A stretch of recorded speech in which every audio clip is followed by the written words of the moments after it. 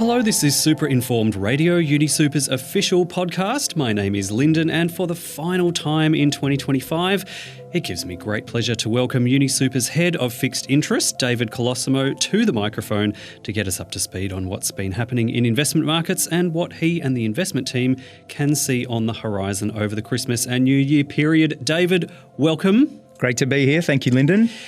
David, I probably say this every year, but I just can't believe it's December. Are you ready for the onslaught of Christmas and the holiday season? Well, I'm ready to take a break more than I am ready for the onslaught of Christmas. Make that two of us. Okay, well, let's dive straight in then. Markets seemed a little bit volatile in November, didn't they? It sort of felt like Australia fared worse than most. Would that be fair to say? Yeah, Australian shares were particularly weak in November, down 3% for the month, and Australia underperformed all of the big markets. The US market was flat for the month. Europe and Japan were actually up. Europe was up just less than 1% and Japan nearly 1.5%. It was really only China that was also weak. Its shares were down 2.5%. Let's lock in on the US market there for a sec, David. You did say that US shares were flat, but there was a pretty big fall during the month, wasn't there? Yeah, that's right. At one point, the US market was actually down 5% from its October peak. But there was a recovery late in the month. So US shares are still down a bit from the highs, but are flat for the month of November.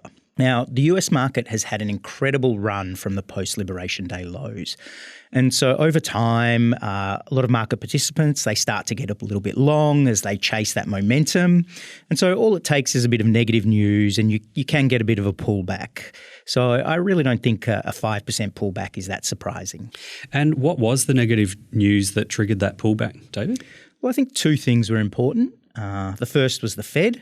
The market clearly had some comfort that the Fed has been cutting rates and would keep doing so. But then early in the month, you started to see speeches from a number of Fed officials arguing that they might need to pause rate cuts this month. Now, I don't think it's a coincidence that the market actually started recovering again when other Fed officials came out actually in support of a rate cut. And the second thing is AI.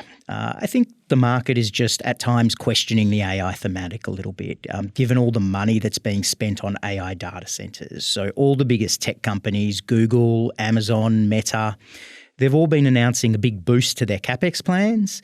And they're doing all these multi-billion-dollar debt deals to pay for those data centers. And questions are just being asked now. Will they actually earn the economic return for that investment? I think it's pretty telling that when NVIDIA released their earnings report, it was actually a big result. Revenue up more than 60% since last year. They beat expectations once again. Now, as you'd expect for a really positive result, there was an initial spike in the share price, but that petered out actually very quickly. And I take that as a bit of a sign that there's a lot of good news for NVIDIA priced in right now, and it's just becoming harder to beat those lofty expectations. Now, NVIDIA is the biggest company in the world, and it was down 12.5% in November, so a big fall. Now, we've seen actually lots of reports that a lot of big investors, Peter Thiel, SoftBank, they've been selling their NVIDIA shares or in some cases, like in the case of Michael Burry, putting on short positions. And in that context of the market maybe kind of starting to question the AI thematic, David, what about some of the other major tech companies? How did they fare?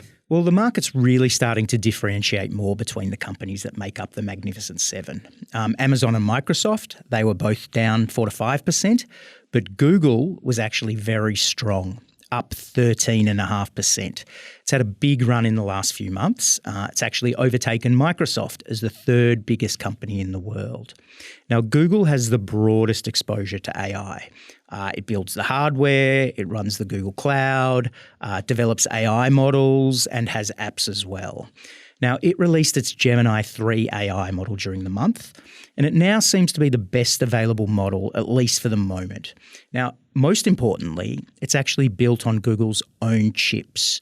They're significantly cheaper than NVIDIA's. So first it was the Chinese, and now Google have created leading AI models without what are supposedly the best chips in the world. So part of Google's success has actually come at the expense of NVIDIA and thus the divergent share price performance. Now, Google's success has spread to other companies like Broadcom, who helped to build its chips, it was up 9%. And I think Apple's also an interesting case. So compared to all the other tech giants, it's avoiding this CapEx frenzy. It's just keeping its money to itself, and it was up 3% in November. Yeah, right. Did we see any winners elsewhere, David? Like, were there any other sectors perhaps that had a good month? Well, actually, quite a lot of things. Of the 11 sectors that we often talk about in the equity market, in the US, 8 of them were actually up in November and only 3 down. Now, the best sector was healthcare. It was up 9% overall. So the healthcare companies have very much been out of favour this year with the market, and that's because they've been in President Trump's sights, given they charge more for drugs in the US than the rest of the world. But share prices have been responding as each company makes a deal with the White House. So the biggest US healthcare company, Eli Lilly, for example, was up more than 24% in November. It did make a deal with President Trump to expand coverage on its obesity drug. Okay, David, let's move back to Australia now. Now, you mentioned that the Australian market was the weakest this month. Are you able to tell us what's been driving that weakness? And I don't know, maybe would it be fair to assume that because we don't have that much of a tech sector, like it can't have been that, could it? No. Well, our tech sector was weak, but Lyndon, you're very right. On its own, that's not enough to bring Australia down. Instead, it was our banks dragging the market lower. CBA was down more than 11% and NAB by 8%. So 3 of Australia's 4 major banks, they reported their results during the month. Now, results were okay. Credit quality on their balance sheet is okay. It's just, frankly, the sector's just very expensive for what is actually pretty mediocre earnings and dividend growth. Australia's largest mining company, BHP, was also down 4% in the month. The English High Court found BHP responsible for the 2015 Fundão Dam failure. Now, the assessment of damages is still a few years away, but that weighed on BHP's price. And if you've got the banks as well as BHP, which together make up a pretty big share of the market, all down, that's enough to drag us lower. I just also would note that BHP made a bit of a takeover bid for the UK mining company Anglo American. That was rejected. There were also takeover bids for Monash IVF and the logistics company Cube. They were up 23% and 11% respectively.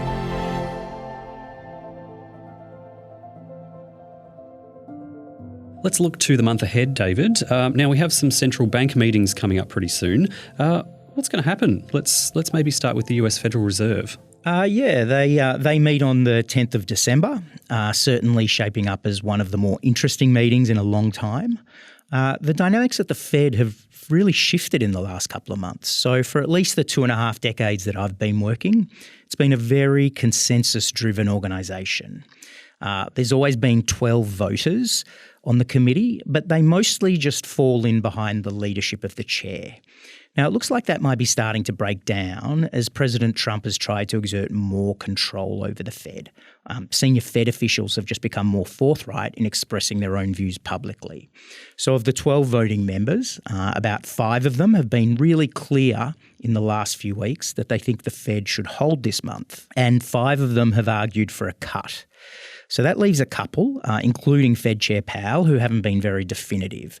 So it could really go either way depending on those last couple of votes. So personally, I think we'll see a 1/4 point cut, but I'm really interested to see whether the committee falls in behind a consensus or whether we see a large number of dissents. Now, keep in mind, by the time of our next podcast, I think President Trump also should have announced his nomination for the next Fed chair.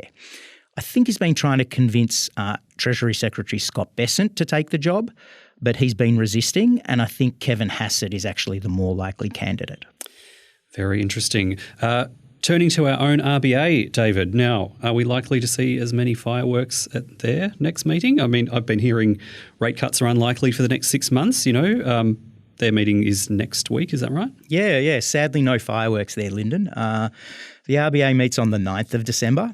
We've seen 3 cuts this year, but recent data has showed stronger inflation, a labour market that's actually still quite tight, and we do get GDP data this Wednesday, and that's expected to show that activity in Australia is recovering. So I don't actually see any chance of a cut this month. And actually, we've probably seen the end of the cutting cycle here already.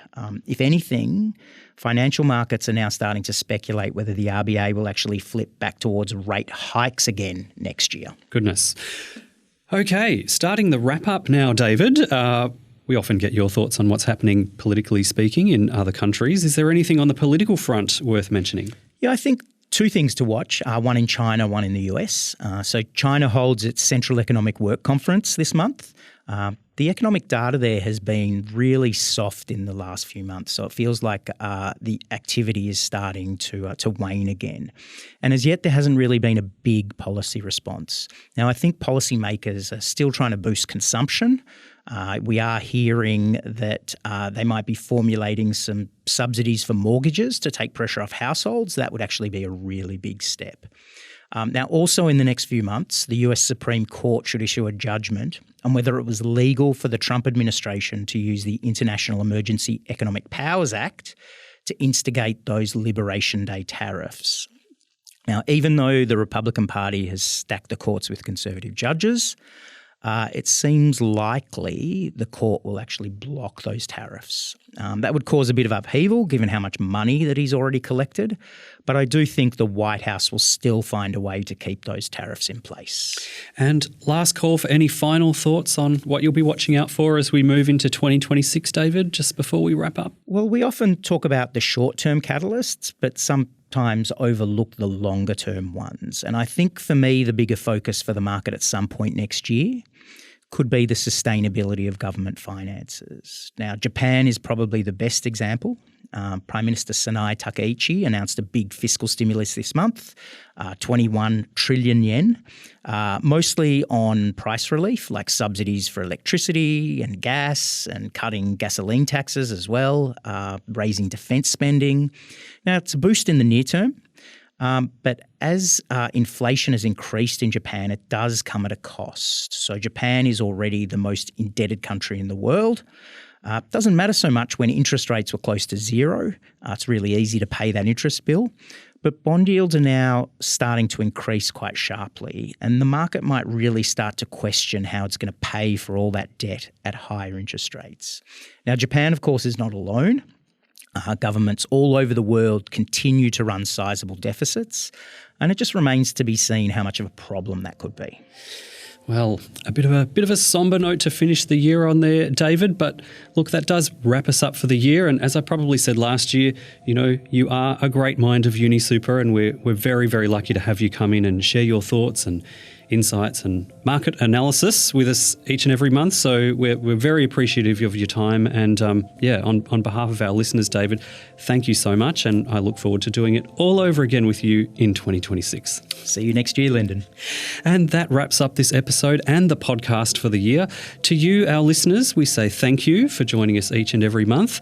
If you have any feedback for us, please feel free to shoot us an email at podcasts@unisuper.com.au. We'll be taking a break over Christmas, actually, and the new year. We will be back in February. If you don't want to miss us when we are back, subscribe to us wherever you get your podcasts, subscribe to the UniSuper YouTube channel, or check unisuper.com.au/podcasts at the start of each month. For the final time in 2025, we are UniSuper, the place where bright minds and passionate people strive to think great and create a future worth retiring for. If you'd like to learn more about our investments or even investing more generally, head to unisuper.com.au. We hope you have a lovely, safe and restful break. Thank you again for listening, and we'll see you next time.